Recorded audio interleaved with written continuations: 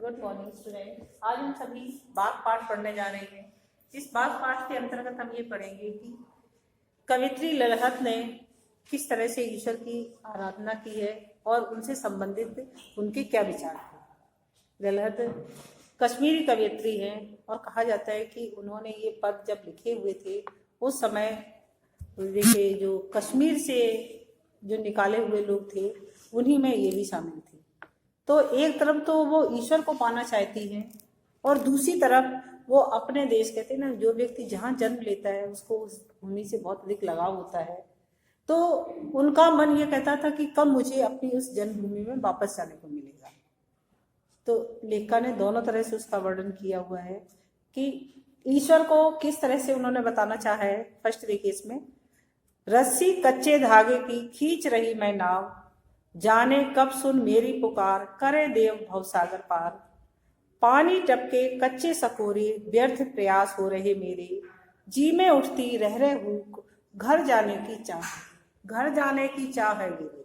इस पंक्ति के माध्यम से उन्होंने एक घर जाने का, अपना कश्मीर वापस जाने की भी इच्छा प्रकट की है और दूसरा घर उन्होंने परमात्मा का घर भी बताया है। तो उसी के माध्यम से उन्होंने व्यक्त किया है। ये जिस जीवन को कैसा बताया है, रस्सी कच्चे धागे की, जैसे कच्चे धागे से बनी हुई रस्सी होती है, यदि उसमें ज्यादा जोर लगाया जाता है तो क्या होता है, टूट जाती है। इसीलिए इसी तरह से हम सबका जीवन है। आपने देखा कि हम कितनी तेज रफ्तार से चलते हैं, कभी मोटरसाइकिल पे, गाड़ी पे, किसी पे भी है, ट्रेन पे, एरोप्लेन, किसी पे भी। लेकिन आपको ये पता है कि हमारा शरीर किस तरह का, कोई पत्थर का नहीं बना कि कहीं गिरेगा पड़ेगा कुछ नहीं होगा उसका, है। जरा सी चोट लगती है और वहीं हमारे दर्द होने लग जाता है। इस तरह का बनाया हुआ ईश्वर ने शरीर है। तो कच्चे धागे के समान है। जिस तरह से कच्चा धागा जरा में ही टूट जाता है, हमारे जीवन का कब अंत हो जाए पता नहीं। तो रस्सी कच्चे धागे की, कवित्री कहना चाहती है कि कच्चे धागे रूपी रस्सी से खींच रही मैं नाव, इस शरीर रूपी नाव को खींच रही है। और किससे? सांसों से। ये जो हमारी सांसें चल रही हैं, जिस तरह से कवि ने वर्णन किया हुआ है उसी तरह से ललहत का भी वर्णन है कि जो हमारी सांसें हैं उन सांसों के द्वारा मैं जीवन रूपी नाव को खींच रही हूँ। क्योंकि यदि सांसें चलना बंद हो जाएं तो व्यक्ति की मृत्यु हो जाएगी। तो जीवन रूपी रस्सी कच्चे धागे से मैं अपने जीवन रूपी नाव को, नाव कौन है? शरीर। ये शरीर है, उसको नाव का उदाहरण दिया है। जैसे यदि नदी में पड़ी हुई नाव होती है और उनको रस्से से खींच करके बाहर किया जाता है, उसी तरह से हम सांसें रूपी जो देखे रस्सी है उससे मैं जीवन रूपी नाव को खे रही हूँ। जाने कब सुन मेरी पुकार, करें देव भवसागर का। ईश्वर पता नहीं कब मेरी पुकार को सुनेंगे और इस भव सागर, इस संसार सागर से हमें पार करेंगे। पता नहीं ईश्वर हमारी कब पुकार को सुनेंगे और कब हमें इस संसार सागर से पार करें। संसार सागर कहा जाता है, अक्सर आप सुनते होंगे कि संसार को एक सागर के समान बताया गया है। जैसे सागर को पार करना कठिन होता है, लहरें उस नाव को कभी ऊपर ले जाती, कभी नीचे ले जाती, इसी तरह से जीवन में व्यक्ति कभी नीचे जाता, कभी ऊपर जाता, इस तरह से उसका जीवन चलता है। और उस नाव के द्वारा उस समुद्र को पार करना कितना कठिन होता है। इसी तरह से इस संसार सागर को पार करना ही बहुत कठिन है। हमारी जरा सी चूक हमें डुबो देती है। जैसे नाव में ये चलाने वाले की जरा सी चूक हो गई तो वो गिर जाती है, और कभी कभी कोई भयंकर लहरें उठती हैं तो भी नाव पलट जाती है। इसी तरह से हमारे जीवन में भी कभी कभी बहुत भयंकर तूफान आते हैं और उसमें भी नाव पलटने का डर रहता है, जीवन समाप्त होने का डर रहता है। लेकिन कभी कभी हम बच भी जाते हैं। तो इस संसार को सागर के समान बताया है कवित्री ने कि यह संसार सागर के समान है। जिस तरह से एक छोटी सी नाव के द्वारा इस समुद्र को पार करना बहुत कठिन होता है, इसी तरह से मनुष्य अपने जीवन में इस संसार को पार करना, पार का मतलब अपना जीवन निकालना, उसके लिए उस समुद्र को पार करने के बराबर है। तो पता नहीं ईश्वर कब हमारी पुकार को सुनेंगे, करें देव भव सागर सारे। ईश्वर पता नहीं इस संसार सागर से हमें कब पार करेंगे पानी टपके कच्चे सकोरे व्यर्थ प्रयास हो रहे मेरे। उन्होंने उदाहरण दिया हुआ है कि जिस तरह से मिट्टी से बना हुआ कोई पात्र होता है और यदि हम उसमें पानी भर देंगे तो क्या होगा? क्या पानी उसमें हमेशा टिका रहेगा? नहीं टिका रहेगा। धीरे धीरे धीरे धीरे करके वो नीचे रिसेगा, क्योंकि मिट्टी गीली होगी और पानी एक एक बूंद करके टपकता चला जाएगा। हम सबका जीवन भी इसी तरह से है, एक कच्चे पात्र पे से। जैसे कच्चा पात्र होता है, जरा में ही धक्का लगते ही टूट जाएगा।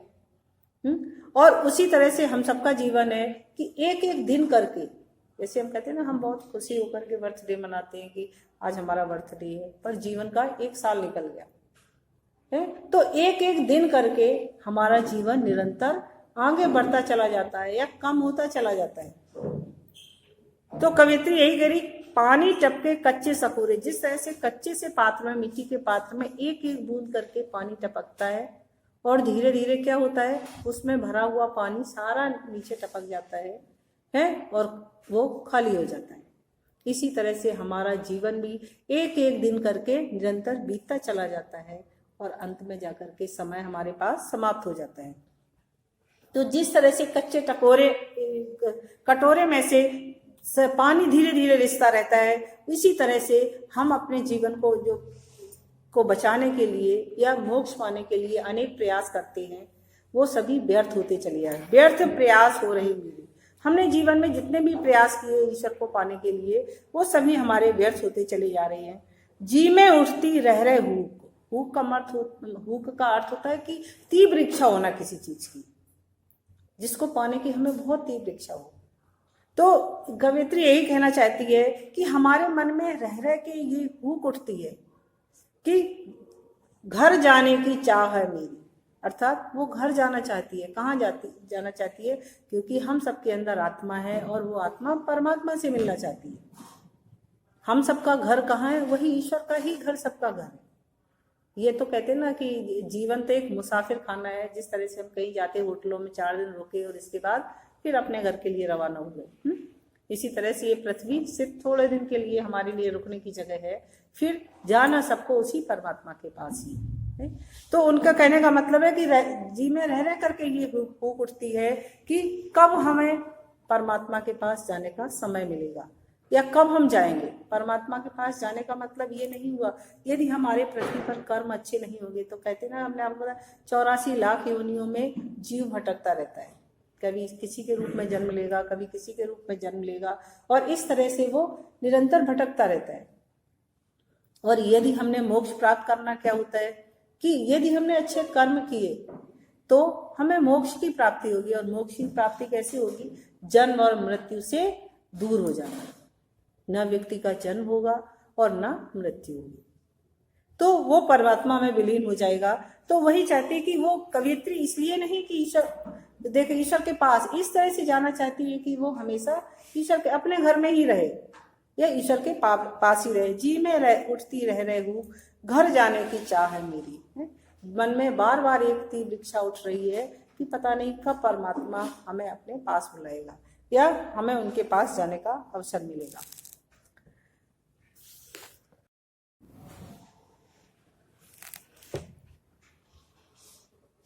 खा खा कर कुछ पाएगा नहीं, ना खाकर बनेगा अहंकारी।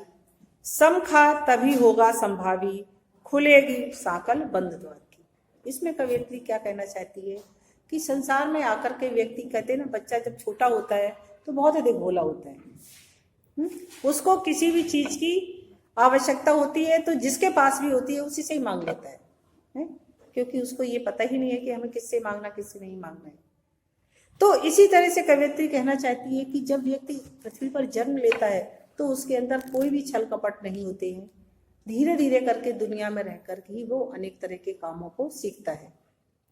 तो कवियत्री का कहने का मतलब है, खा खा कर कुछ पाएगा। खाने का मतलब खाना खाना नहीं, अर्थात भौतिक सुख साधनों का जितना ही अधिक हम उपयोग करते हैं, कवियत्री का मानना है कि जितना अधिक हम भौतिक साधनों का उपयोग करेंगे उससे हमें कुछ भी नहीं मिलने वाला। क्यों नहीं मिलता? आप देखते हैं कि जब भी आप टीवी देखते, पहले जो टीवी होते थे ना, उसमें उठ करके ना उसके चैनल बदलने के लिए भी बटन को दबाना पड़ता था। अब हम वहीं बैठे बैठे रिमोट से बता दे, वो देखे बटन दबा देते। हम वहीं बैठे बैठे, फोन पहले आते कि लैंडलाइन फोन हुआ करते थे, फोन आता था उठ करके व्यक्ति को जाना पड़ता था, तब वो फोन अटेंड करता था। अब हमारे मोबाइल पे हमें बैठे बैठे, तो हमें कितने भी साधन है, लेकिन क्या अब क्या सभी लोग सुखी हो गए? अभी भी लोग दुखी है? तो इसलिए अभी भी लोगों को किसी न किसी कारण वो अपने आप को दुखी महसूस करते हैं। तो कितने भी भौतिक सुख साधन हम प्राप्त कर ले, लेकिन मनुष्य के मन को संतुष्टि कभी नहीं मिलेगी।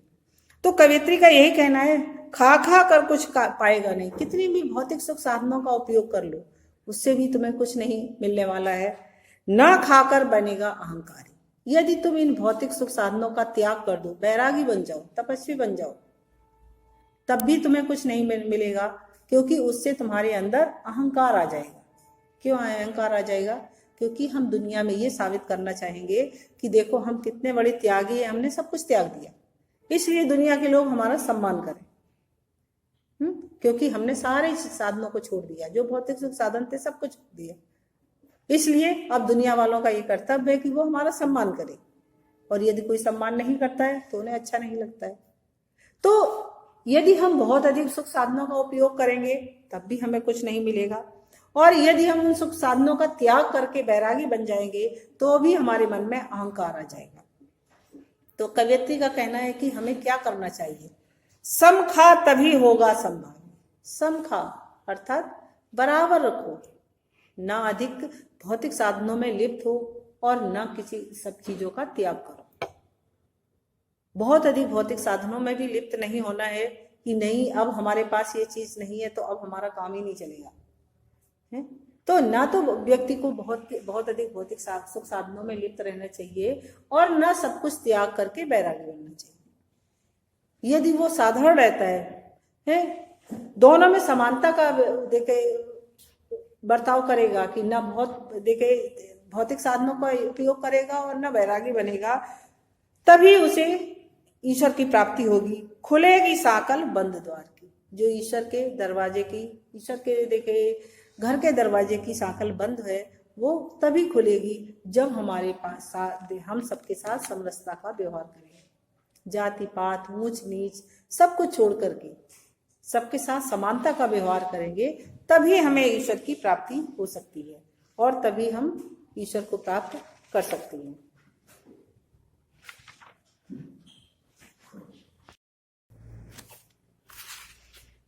आप फर्स्ट क्वेश्चन देखिए, इसमें रस्सी कच्चे धागे की,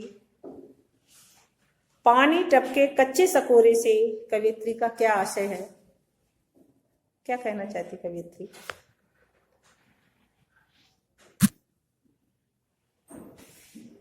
आपको बताया जाना है ये लेसन कठिन है।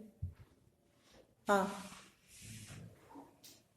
कि मैम जो मटका जो है मैम उसमें धीरे धीरे करके कितना ही पानी डाल दो, थोड़ा थोड़ा करके पानी खत्म हो ही जाता है। इस तरह से हम सबका जीवन भी एक एक दिन करके बीतता जा रहा है। तो कवि ने जिस तरह से कच्चे सकोरे में पानी भरने से वो धीरे धीरे करके सारा पानी टपक जाएगा, इसी तरह से हम सबका जीवन धीरे धीरे करके बीतता चला जाएगा और एक दिन घड़े की तरह खाली रह जाएगा। चलो, कवियत्री के मन में हुक क्यों उठ रही है? कारण बताइए।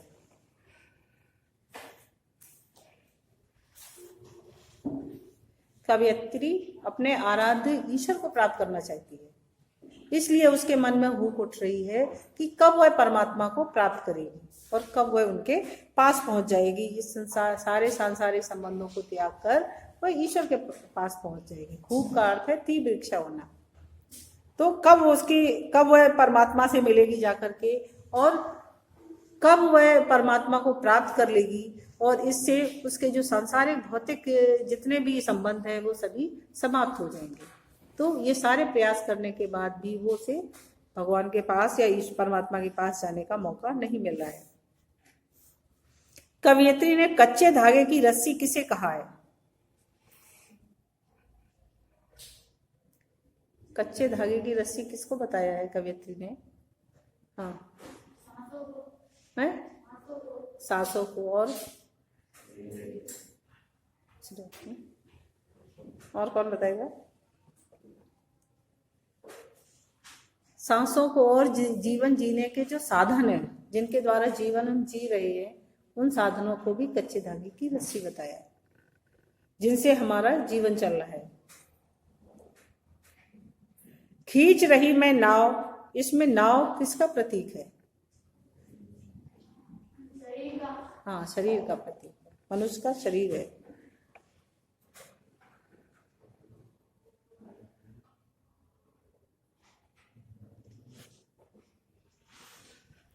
खा खा कर कुछ पाएगा नहीं से क्या अभिप्राय है?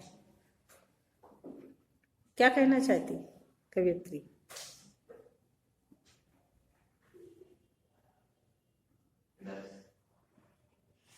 अच्छी क्यों बताएगा? है, तुम भी बताओ ना। हाँ, फिर आपको उसका नाम क्यों लिया? हाँ, चलो बता दो।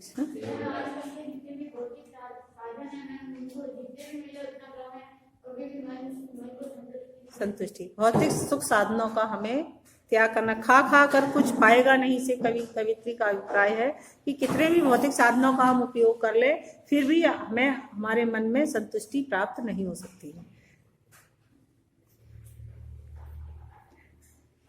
कवियत्री के अनुसार व्यक्ति अहंकारी कब बनता है?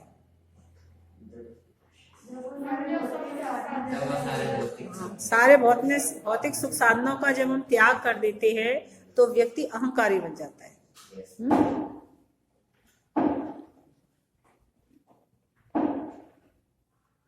मनुष्य संभावी कब बनेगा?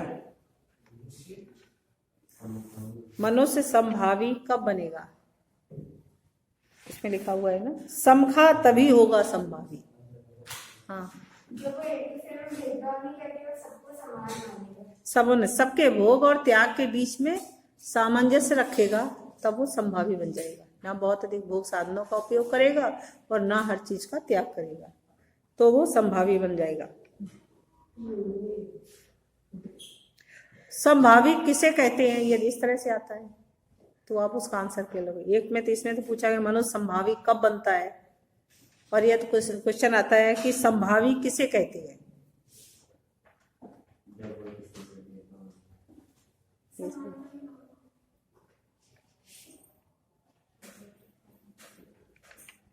हाँ, कौन बताएगा? जैसे एक तो हमने लिखा मनुष्य संभावी कब बनेगा? जब वह भोग और त्याग के बीच में समान रहेगा, है, सामंजस्य बिठा करके रहेगा, तब वो संभावी बन जाएगा। दूसरा क्वेश्चन दिया गया है, संभावी किसे कहते हैं? आपको उसको डिटेल में लिखना है उसको, कि संभावी भोग और त्याग के बीच का रास्ता है, जिसमें ना व्यक्ति सांसारिक से भौतिक साधनों में लिप्त रहता है और न ही संसार का त्याग करता है, त्याग करके बैरागी बनता है। समझे? इस काव्यांश में क्या प्रेरणा दी गई है? कवियत्री क्या कहना चाहती है इनसे?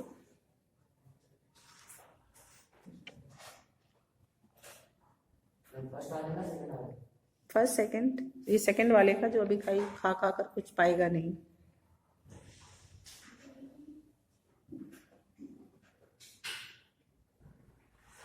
इस काव्यांश में कवियत्री यह प्रेरणा देना चाहती है कि हमें संयमी बनना चाहिए, संयम में रहना चाहिए, ना अधिक भौतिक साधनों में लिप्त होना चाहिए और ना ही उसका त्याग करना चाहिए। संयम में अपने आप को रखना चाहिए, तभी उसे ईश्वर की प्राप्ति हो सकती है।